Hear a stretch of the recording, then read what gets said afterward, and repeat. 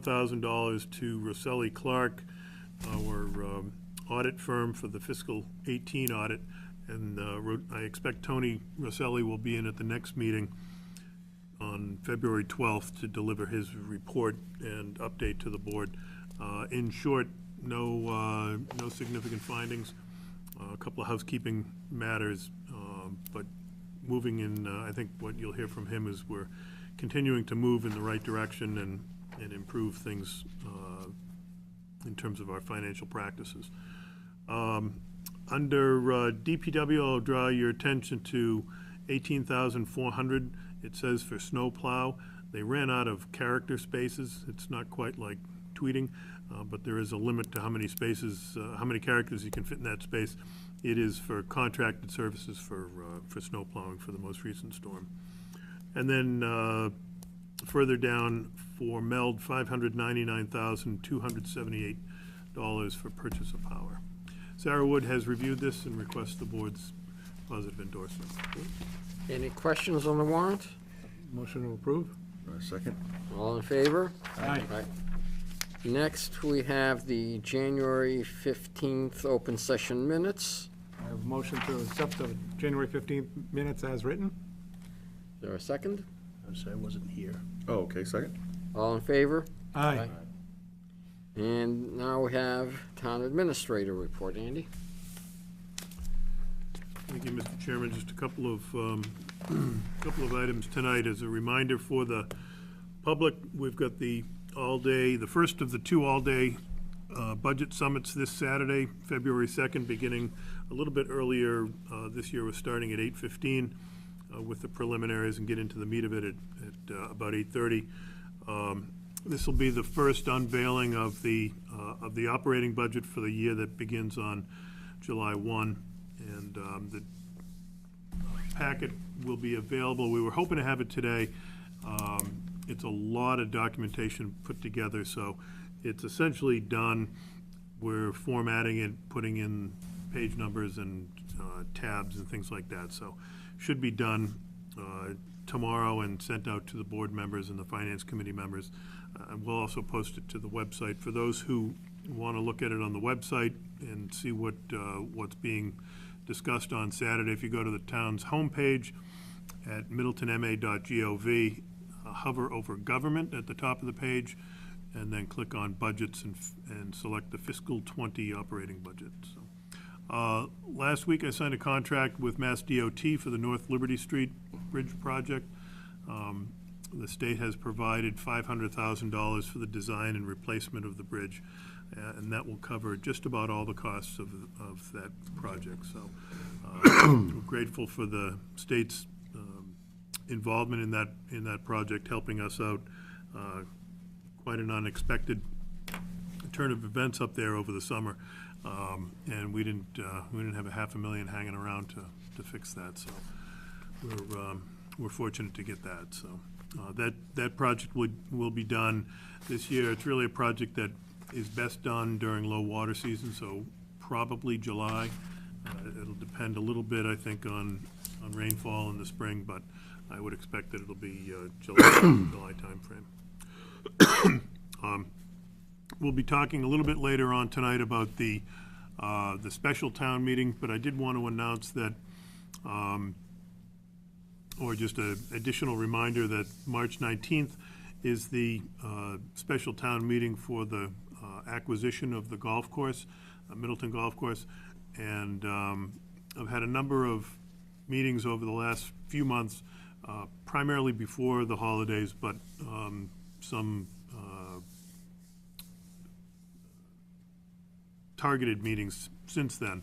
I'll be doing a few more, essentially as many as I need to do between now and March 19th.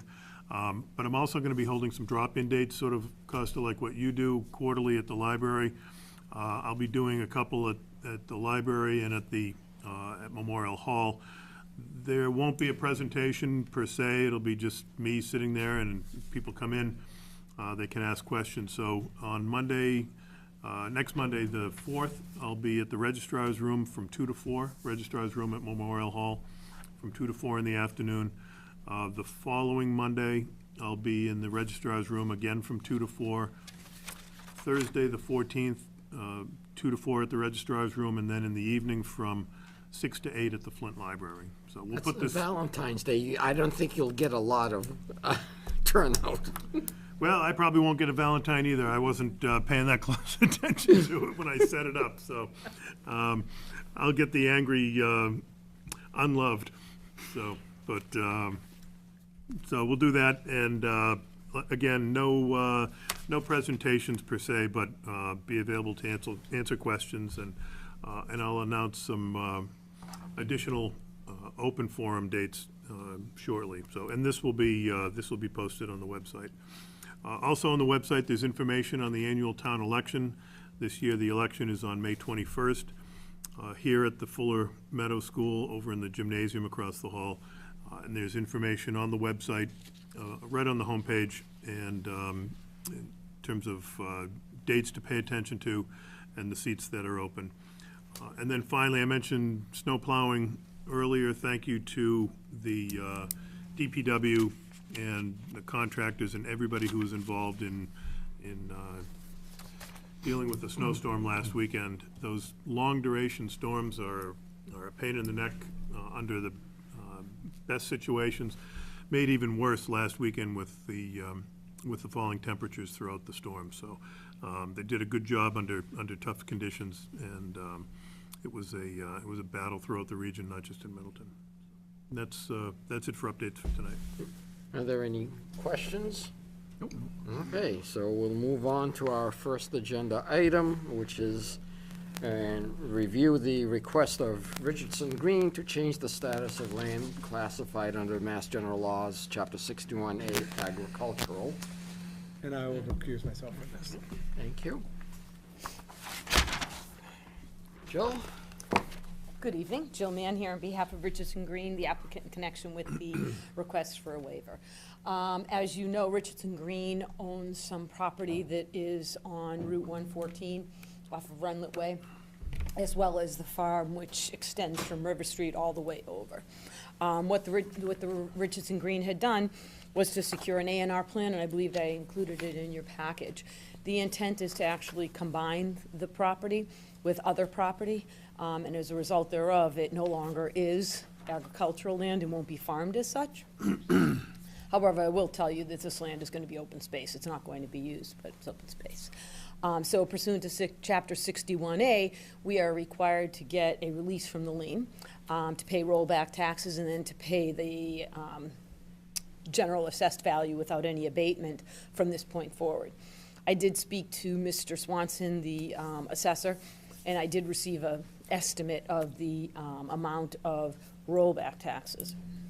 Because it's what's considered rear land or backland, the total amount of the rollback for all 5 years is $2,500 around. It's $500 a year, so $500 not current, and then you look to 4 years back, and that's the full 5 years of rollback, so that'd be about what it is. Then when the land is added, you don't really look at that land, how much value it's going to generate, because it's going to be part of something. So, what it will generate in future tax revenue is, a multiple of $500 a year. There's no way for me to even make the calculation. I tried to with Brad, and we had no idea. Or Mr. Swanson, I should say. So, we are basically asking that this board waive its right to secure an appraisal and to acquire that particular parcel of land.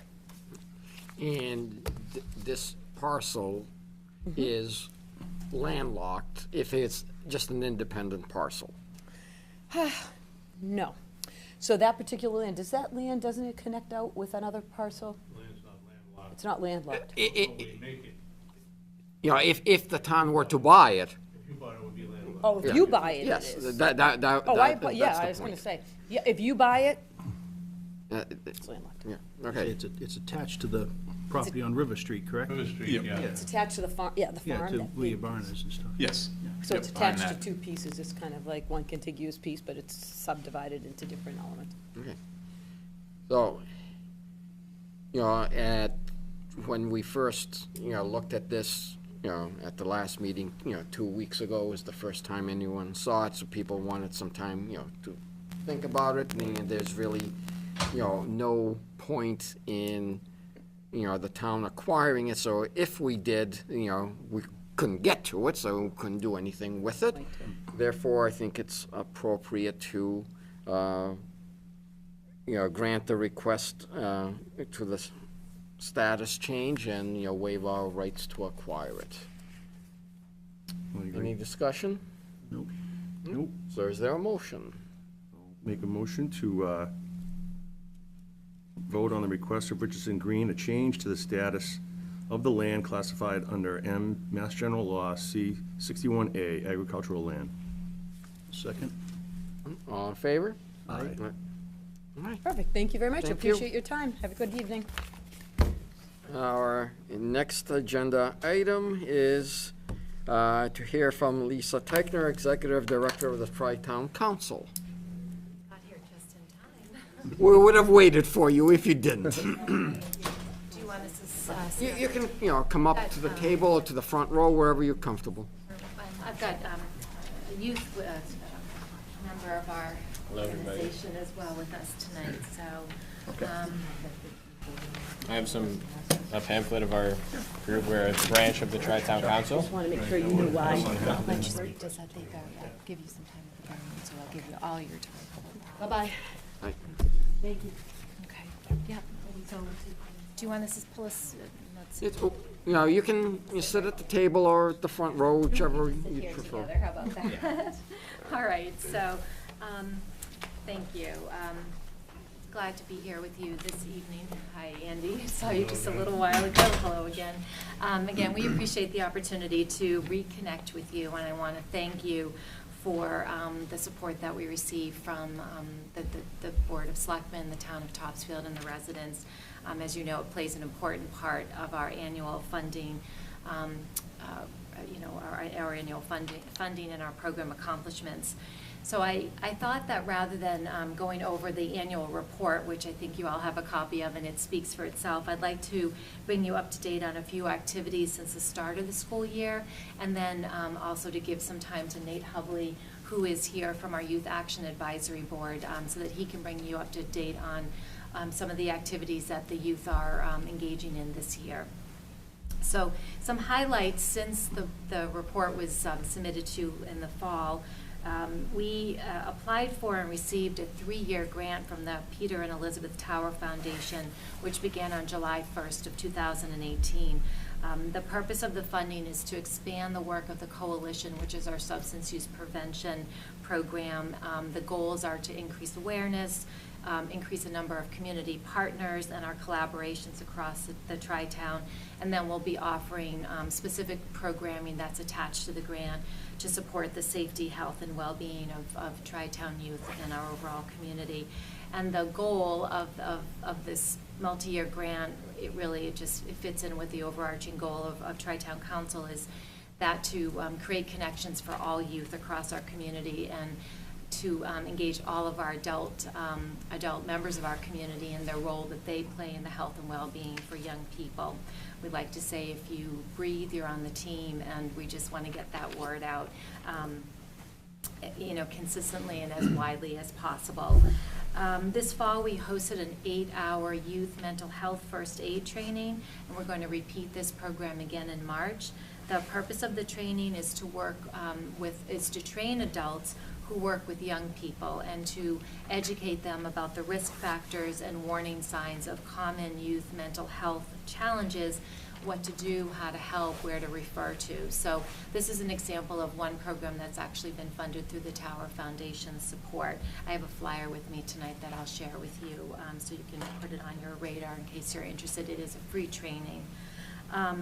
We had Jeff Linkenbach deliver a keynote presentation on the science of the positive, which is one of our core frameworks that you'll read about in the annual report. We had many community members from across the Tri-Town attend this presentation in November. And the science of the positive is our effort, and it focuses on growing the positive protective factors that already exist in our community. We know our kids are making great choices. We know we have a robust, thriving community, and it allows us to focus our efforts on those areas and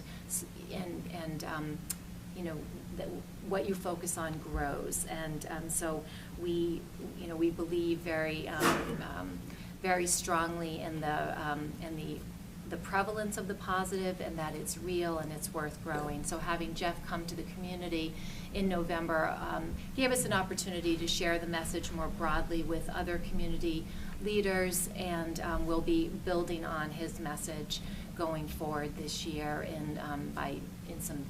We're going to be hosting some smaller community gatherings.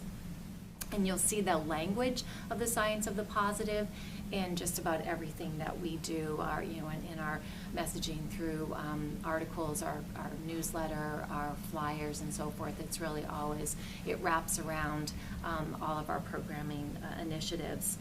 We implemented the Youth Risk Behavior Survey in November. It's the 5th cycle of the survey, so we've been doing this biannually since 2010. We don't have the data yet. We expect to have it in March, and our hope this year is to, our plan this year, actually not our hope, our plan this year is to engage our youth from our Youth Action Advisory Board in the presentation of the data. So we look forward to coming back to you at some point over the next 6 to 9 months, or when it works, to talk about what the data tells us about the youth in our community. We facilitated Hidden in Plain Sight in November. I don't know if any of you had a chance to attend. It's an exhibit that was for adults only, and it included our local data. We demonstrated or had lots of information about our local data. It also had lots of information and resources for parents about substance use and mental health concerns. And a hallmark of the event is a mock teenage bedroom, which is staged with items that might indicate youth substance use. So it's an opportunity for adults to see some things that might be right in front of them, and they don't recognize that they could be possibly being used for be an indication that their child is engaged in risk behavior. It was a great community effort. It was a program run through our coalition. We were happy to have Officer Mancini on site to help guide some parents through the teenage bedroom, and we also had Tracy Mello and Derek Fullerton for the Middleton Board of Health, as part of the program. And we had a couple of hundred people attend, and actually had visitors from over 10 neighboring communities, so we cast a wide net.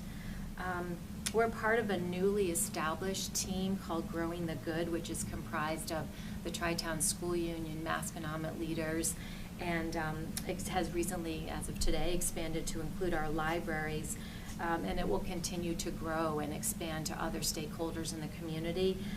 The focus of this initiative is, for lack of a better way to say it, to address some of the unpleasantness that a lot of us are feeling in the air these days, kind of that general ick or unpleasant discourse. So we've gathered to talk about what we can do that's positive and meaningful and can engage people in a way that will open doors to deeper conversations.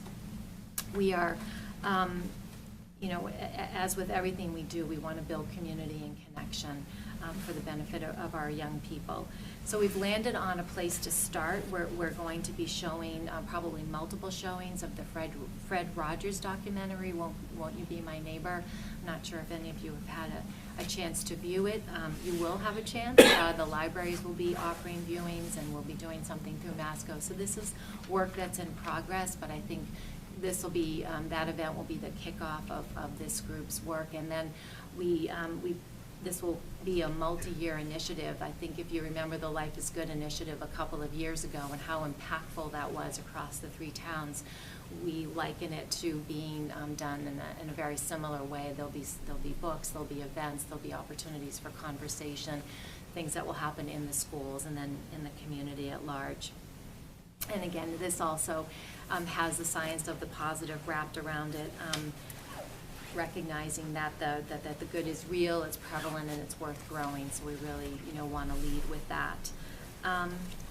As vaping is a significant concern for us and our young people, we've been doing a lot of education, as you might imagine, including a lot of work at information that was shared at the Hidden in Plain site, and I know I believe Nathan will speak about that in just a couple of minutes. We have another program that's planned for March 4th. I have a flyer for you this evening. We have two experts in the field who will be sharing resources and strategies as well as information about this, what many of us are considering an epidemic. And it's very unfortunate. I mean, we're looking at many years of really good public health policy sort of unraveling in front of us. I think it's very much worth noting that Middleton was ahead of the game and several years ago raised the age for youth to purchase tobacco products to 21, and also, which is now a state law, and also was ahead of the game in terms of moving the flavored products to over 21 establishments. So that was good work, good policy work done early on in Middleton, and I think many more towns across the state have joined in.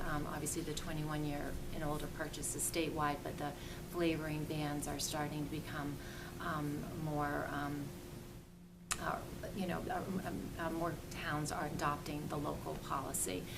Topsfield has a public hearing actually on February 28th, so we're very pleased about that. And just to turn back to this young man next to me, we're most proud about the work that our youth are doing. We have a very engaged Youth Action Advisory Board. The board was established last year. Nate is one of our founding members. He's a junior resident of Middleton. They have doubled in size this year, and they're off and running with some really great ideas, vision for what they can do and what they want to do in the community, and some initiatives that they've already started. So I would love for you to maybe spend a few minutes and share some of the work you've been doing. Sure. So as a Youth Action Advisory Board, obviously we mainly want to educate adults and youth of the Tri-Town really on substance use, stress, mental health, anything that would affect the youth. That is really our main goal. We really want to make small changes over time because we know it's not something that we can do instantaneously. And we feel that by these small changes that we're working on right now, we can make a difference. So for instance, we're working to try to get a documentary passed at Masconomet High School. It's called Clay Soper, If They Had Known. It's about a teenager who went to college. He's a Worcester resident, or was a Worcester resident rather, should I say. And he mixed prescription drugs with alcohol, and he unfortunately passed away a few years back. And his family since then has made a documentary trying to advocate against the use of mixing these two lethal substances.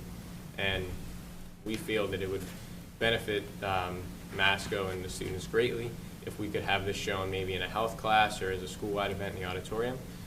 We are currently in the process of getting this finalized and passed. We hope to have it available to all teachers and to the school by around March 20th. That is our first main achievement we're hoping to strive for soon. Another thing we have worked on, she touched on it briefly, flavored tobacco bans in the town of Topsfield. I know Middleton has already passed this law a few years back, as she stated. We're in the works of advocating for this ban. I know Topsfield recently said, the town of Topsfield rather, said that they are aiming for having a public hearing about this ban, this potential ban, at the end of February. And so because of two of our members, Justin Crosby and Emily Bernard, they were the main two who advocated for this change and who went to one of the meetings. We are pushing that idea forward towards the town of Topsfield, and they are swayed greatly because of that, we believe. And that is another benefit that we are trying to make for the Tri-Town. And lastly, we have a social media page that is run by myself and another student, Ian Swanson, another member of the and this is really where we seek to educate the youth about substance abuse, mental health, anything of that sort, and it's kind of like a rallying point for where students can really talk about any issues that affect them in the comments, and they can ask us things and what we can do to help them, or what opinions they have that they can share with us. And that's a huge success that we are still currently involved with right now. And that is it. Do a lot of, good work, and, I'm very happy that, about your Youth Action Advisory Board, because I would think that, sometimes kids listen to their peers much more readily than they do to adults, so I think it's a very good thing. And Nate, I just want to say thank you for what you do, because My pleasure. one thing teenagers are very good is hiding things from their parents. I mean, it just, and especially in the field of mental health, you can disguise a lot of things from your parents, but usually your peers can pick up that there's something wrong and say, geez, maybe somebody needs help. So I think this is so essential, because we always hear the worst, as you say, we always hear the worst situations, and it's like, okay, how did anybody not see that, or how did anybody not stop that? And it's great that you're putting something into action. Yeah, and just to tag along with what the chairman said, that hearing it from their peers is, helpful, whether directly or indirectly. I mean, it's directly in some of this instance, but being a kid in the halls and knowing that there are mature individuals as yourself and working, in tandem with parents and organizers, the message gets out there to them that way too, so I think that's important. So, thank you for all you do, and we're happy to be able to play a small part in your, financing of your organization. We appreciate that. We certainly appreciate that, and we look forward to coming back to see you, maybe with Nate and a team, to talk about the data, because I know that's always an area of interest. And I've got some program information, so I'll leave it, and you can, take a look, and certainly, attend if you can, and, or share with others who you might think would benefit. Okay? All right, thank you. Thank you very much. Thank you, guys. Thanks. Thanks. Next, we have to accept, donations to the Middleton Food Bank, one from the promoters of the initial first annual turkey trot in Middleton of $5,000, and from Bostic of $500. We were expecting the turkey trot folks to be here. I just saw her. Is One she- someone out of there? them's out there. Tanya's gonna look and see if they're out there. It's Natasha. Okay. Of the great contribution they have made to the food. Well, we might have observed that you didn't run, but you were there on that cold morning, so we want to give you credit for that. You were standing out there in that frigid weather for that race. Yes, I am a martyr. But humble. They'll be in 1 minute, she's just coming down the hall. So I just would like to say that I'd like to warn you gentlemen that Valentine's Day is arriving very shortly. And I hope that you take adequate preparation for it and make sure that you show appropriate behavior to your loved one. Last year, I did make a slight mistake. Last year, my wife said that she had a dream, and she's wondering if I could interpret the dream. She dreamt that I gave her a pearl necklace. And I just thought for a while and said, I didn't really respond to much, but I thought about it. So for Valentine's Day, I gave her a book on how to interpret your dreams. It was very inappropriate. I paid the price. So that shows you just how much common sense I have, right?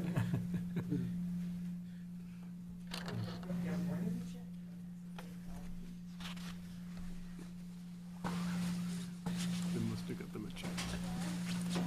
Yeah.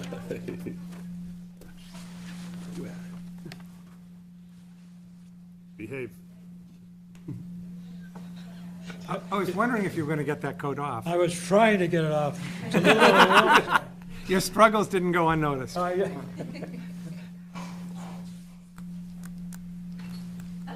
Come on down. All right. Hi. Hello. Frank, how are Hi there, how are you? you? Hi, made it. All right. So you have a big check there. Yes, yes. Her and her daughters made it. Isn't that cute? We looked into the cost of making it. It was like $75. We're like, Frank would like that money.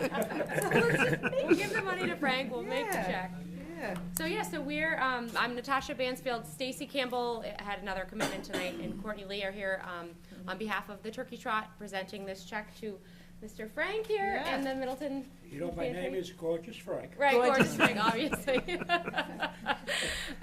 So we had a great time organizing it, and we're hoping to make this an annual town event. Yeah. We're actually meeting here soon. We're trying to also get like a children's run in the works for the spring, maybe. Yeah, through the exploration station, it's like an after-school activity run through the school, so we're trying to make more runners. Yeah. Healthy kids outside in the fresh air. Yeah. Hopefully not as cold as this thing's gonna be. 'Cause Tim knows, Tim ran. Yes, Running fast. it was brisk. It was. Did you bring up the rear, or? Not quite, but I made sure nobody fell back. I think my kid brought in the rear, actually, because the police were right behind her. Close. She was just strolling, not in a rush. Yeah. I want to thank you, your organization, and the affair I thought was a complete success. I think everybody seemed to enjoy themselves, and I certainly appreciate all that you're doing for me and for the food pantry and for our community. We're happy to do it. Happy to help. I only have one suggestion, for God's sake, pick a warmer day. We're gonna move the turkey trot to August. It's a good idea. We'll definitely look into that. That would feel a All right, lot here, I'm gonna nicer. hand the whole thing. Yes. There you go. Frank, you It's should your- keep it this time. We actually met with Frank in December. Yes. That's why the check is dated in December. We actually physically gave him the check that day, and we positioned the camera and took some photos with Stacy as We're just well. accepting the amount. And Yeah. the neighbors thought it was a hoop too, even those who weren't aware of it. They're like, Rick, what's going on with the? Yeah. Well, you're gonna get more people Crazy. next They year, loved more it. people after that, it's It was funny cute. how just, living on the street, people were like, what happened, what was the race, and, Yeah. Of course, they said, boy, it's awful cold, but next year when it's warm, they'll get better. It's going to be warmer. It has to be, yeah. It can't be that cold 2 years in a row. It was record cold. Crazy. Yeah. But yeah, no, we had a ball, so it was good. And I'm glad to be, We all had a good time. yes. Mr. Chairman, I'd like to make a motion to accept the donation from the Turkey Trot as well as from Bostic to the Middleton Food Bank. Is that why you didn't cash the check yet? I just looked. Oh, that's right. All right. I'll second. All in favor? Aye. Thank you. So, thank Thank you. you, Rick. Thank you for all the work, we know how much work goes into that. We're happy to do it. We're psyched to work. I'll give you your 10%. Frank's Stay there going when on the camera's off, would you? So thank you for reworking that. All right. Our next agenda item, is the application for a transfer of a common victualer's license for Reachdale Convenience at 158 South Main Street. The transfer is from S&H Richdale, Inc. to Middleton Shriji, Inc. Suresh Patel, owner, and change of manager from Tapan Patel to Shurak Kumar Kanitilal Patel. There's an awful lot of Patels here. I don't know how that happened, but we have this place been almost like 7 months, and when we send it for renewal, they put the previous owner's names, and when I went to town, they say you have to go to the meeting and have approval from Selectmen to just transfer the names only. And, the Richdale, you sell packaged food. Package, yes, nothing made on premise, everything is to go, just packaged food, yes. All right. Make a motion to approve the transfer of the common victual license. Second? Any questions? All in favor? Aye. Aye. Thank you. Thank you. Thank you for coming in. Thank you. Save the lucky tickets for me. All right. Well, we'll go to our next agenda item, which was a discussion of a proposed Masco policy regarding school committee membership. At last week's Masconomet School Committee meeting, there was a discussion about creating a policy that would limit the right of townspeople to elect one of their selectmen as one of their representatives to the school committee. It was the second time that that issue had been discussed. The first time, it was decided to get an opinion from the attorney for the school committee, and that opinion was provided that concluded that the school committee has the power to create such a policy, although I don't see how it can enforce such a policy. So, wanted to see what, people think about this proposed policy and what, if any, position we should take on behalf of the town. My personal opinion is this is the most outrageous thing. I mean, Masconomet has done some outrageous things in my time, but this is going to be topping it. It's hard enough to get people to serve on these committees, competent people, people with some knowledge of the schools, some knowledge of finances, knowledge, and what this person is trying to do, or people is trying to do, is to restrict the school committee membership to people they like. People that think like them, not people that have opposing opinions, not smart people in economics. This is I'm just so disgusted with this. I want to call the board in here and have them, talk to them, and especially the person that promotes this, and see what's the rationale. What is the problem with someone serving in an elected capacity and serving on the school board? Are they affirming dissent? Have they caused fires? Is there riots in the street? This is the stupidest thing I've ever seen in my life. I hope that I haven't been too subtle in my response to it. But as a board, I would like to send a letter saying how we oppose this and how we vehemently disagree with this, and we would like the board to come before us and explain their, even proposing this. That's where I stand. Well, just to say that I would agree with Selectman Hooton in that the last thing we need in it is more bureaucracy, especially self-serving kind. And I also know that they're in the middle of hiring new superintendent over there, and I can't help but think that whether it may not impact the result, the timing of this is clearly suspect as well. Well, as has been talked about, the Masco was going to be in need of some, major capital, improvements as the facility, ages. And, I find it very peculiar that just as that effort is about to begin, you start talking about something that could be very divisive. And I'm not sure what's, motivating it. In terms of, sending a letter to the school committee, would you want our town administrator to send it, or our town council to send it with an opinion on behalf of the town? Either way is fine with me, but I think the letter has to go. It depends. I mean, when are they bringing this up? How long would town council take to review? I don't want to miss out before the next meeting. At the last week's meeting, this issue was referred to the policy subcommittee to come back with a proposal, and so I don't think it'll be at the February 6th meeting, so there is. Would the policy subcommittee take phone calls?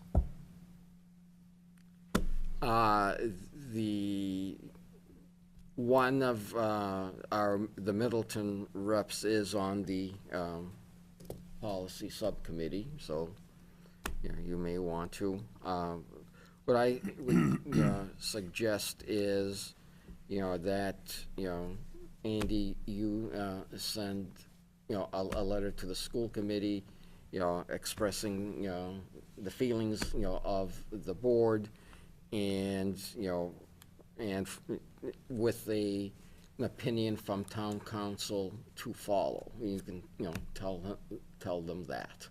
Okay. I agree. Yeah, I as well. Okay? Everybody? Yeah. Okay? Yeah. So that's how we'll proceed. Okay. Because at this point, we don't want me writing it. All right, we will go now to reviewing the conservation restriction for Ridgewood Estates. And we have an attorney for Man and Man. Good evening, Melissa Ogden from Man and Man for B&B Development Group LLC. And we're here to request that the board sign the conservation restriction accepting the grant of the CR on behalf of the Conservation Commission, who we will appear before on February 3rd to have them accept as grantee. And I was here before you to discuss the project and that we were going forward with this. And this is at North Meadow Village up on North Main Street. And this is part of their approval process, was that they had to grant these conservation areas to the town. And these, restrictions follow a, particular form that, of the state, so yeah, Yes. it's not something that, is No. subject to interpretation or anything. No, we didn't make it up. We worked with the Executive Office of Energy and their office and had a number of revisions back and forth. We'll be recording a new plan in a connection with this, which I believe we would have provided to the board. Yep. All right. And just a point of clarification, Melissa mentioned it, but it's North Meadow Village rather than Ridgewood I'm sorry. Estates. We had made a mistake on the agenda. So. But the documents are correct.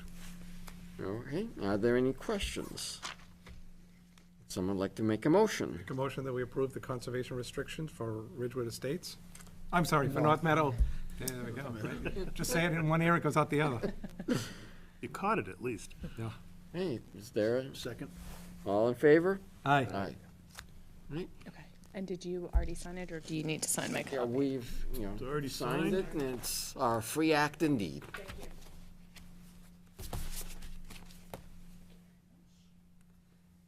And we'll send a copy of the, once it's recorded. It has to go back to the EEOA, and it will then come back to you once recorded. And so, Melissa, don't go anywhere, you're, I'm not gonna go anywhere. this is the, renewal of a Class 3 license for 2019 to Muzzychuck Garage Inc., Paul Muzzychuck owner. Yeah. Located at 295 North Main Street. Yes. So Mr. Muzzychuck was not able to be here this evening, so I'm Melissa Ogden from Man and Man on behalf of Muzzychuck Garage and the owner of Paul Muzzychuck. And we're here to request the renewal of the Class 3 license.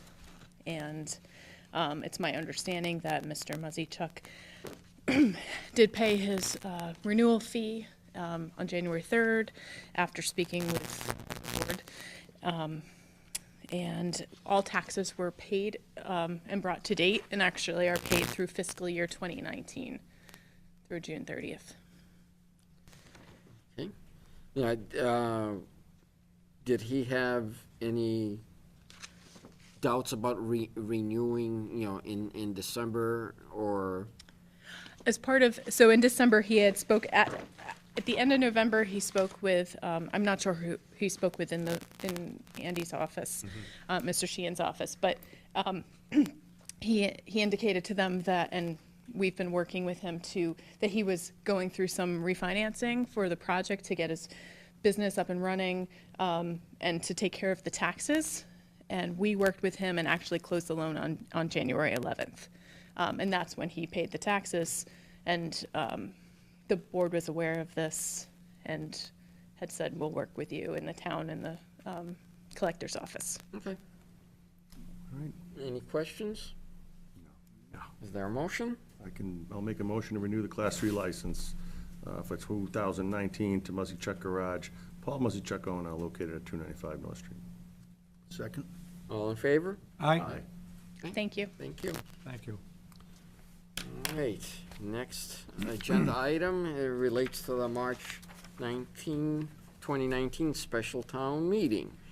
And we will be opening and closing the warrant for that special town meeting. Yeah, when we had spoken before, we talked about this opening and closing on tonight.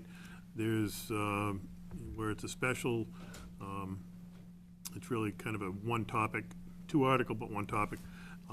We didn't receive any petitions. If we had received a petition, we would have included that as well. But nothing has come in, nothing was expected. So I did put a copy of the warrant, the draft warrant, in the packet.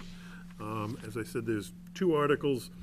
The first is the acquisition of the of Middleton Golf Course for $3.8 million. The purpose of which is the eventual development of a municipal facilities complex consisting of up to a fire station, police station, community/senior center, and town office building.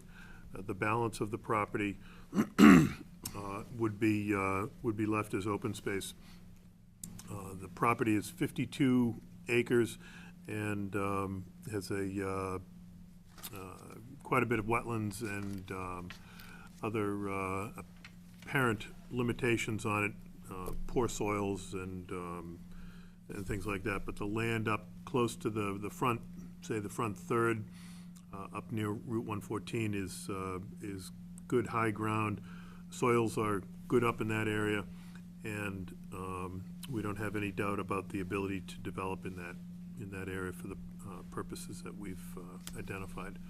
The other article is for an appropriation to undertake a master development plan of the property. We want to make sure that we maximize the use of the property to the extent that we can, that we lay the project out, lay the buildings out in the most efficient manner as we can, for a number of reasons. The more efficient we can be, the less this has to cost the taxpayers over time. If we can identify ways to share space inside the buildings, that is a construction savings, potentially also an operational savings if we don't have to heat two or more areas that serve the same purpose but may not necessarily be needed all the time. And we may also be able to identify other construction savings such as shared driveways, shared septic, shared utility stubs and things like that. So that's what that master development plan will do. We have a recommended budget amount for that of $325,000. I can put that in. I didn't put that in the original draft, but I'm happy to put that in if the board would prefer to see that in there. I don't expect that to change. Then you should put it in. Yeah, we should put it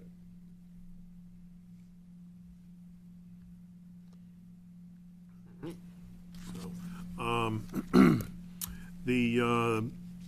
Where it's just two articles, the remainder of the warrant is pretty straightforward. It's the same as we always see. What we will do with the board's okay is wait for recommendations from the planning board and master plan committee. I'm meeting with both of those boards in the next month or so.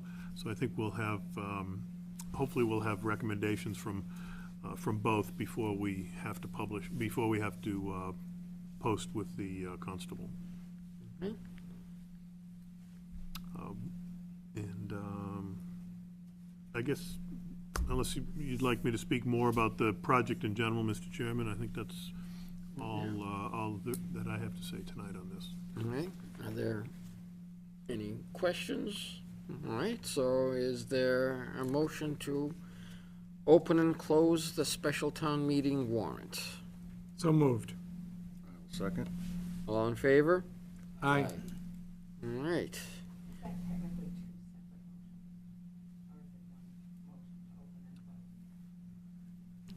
It can be a single, actually, yeah. Okay, the next is to review and sign the First Amendment of offer to purchase said property in the golf course. And the amendment basically just changes the date by which, the PNS needs to be signed, is that correct? That's correct. The original offer had a PNS date, purchase and sale date of January 31. We've asked to push that out till February 26th. And the sellers are agreeable? We haven't heard any, waiting for their response, but conversations that I've had with them indicated that that's not going to be an issue. So, is everyone in agreement to sign it? So do we need a motion to sign? Yes. Okay, Okay, I'll make a motion to sign the First Amendment of offer to purchase property located at 93 and 105 South Main Street. is there a second? I second. All in favor? Aye. Aye. All right. Next is to approve the fiscal 2019 operations and maintenance sewer rate for South Essex Sewer District billings. Standard, standard vote that we do every year to set the rate for those properties that are part of the South Essex Sewer District. The rate goes up just slightly this year. It was $1.56 per 100 cubic feet last year. It is $1.62.3 this year. It's calculated essentially just by the amount of the flow. Okay. Are there any questions? Nope. Motion to approve the sewer rate. So moved? Second? All in favor? Aye. Next is to open the annual town meeting warrant. Just the standard thing that we go through to open the warrant. The warrant will be open until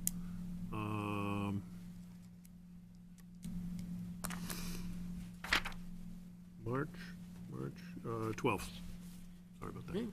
Make a motion to open the May 14th, 2019 annual town meeting warrant. Second? All in favor? Aye. Okay. Is there any new business to come before the board? All right. So we will be going into executive session under General Laws, Chapter 30A, Section 21A6. Number 8? Hmm? Number 8. Which one? Conversation about the Masco. Yes. Ahead of time tonight. Way ahead of time, okay. We ended up moving some things. Oh, yeah, no, this one, though. No, that's fine, I know, I can view it, so that's fine. Well, I'll give it to you quick. Well, that's different. I've never been madder at any proposal in my life. Okay, I think it's the most ridiculous and stupid and political, and to keep people who are Yeah, that's what- qualified on the committee off But this one by, I'm going, this proposal is ridiculous. And we're sending a letter to the school committee as a board saying we oppose it, and we don't understand. I would like someone to come before this board and explain why it was even proposed. okay. So that was the gist of it. Pretty much. I think I said a lot more words and maybe a lot more vociferous at that point, but yes. Okay, all right, thank you. Okay. So, executive session under General Laws, Chapter 38, Section 21A6, to consider the purchase, acquisition, or value of real property where the chairman declares discussion in open session would have a detrimental effect on the position of the town, and we would not be returning to open session. Would you call the roll? Selectman Marusky? Yes. Mr. Chairman? Yes? Selectman Hooton? Yes. And myself, yes. All right, so we will go into executive session, not to return.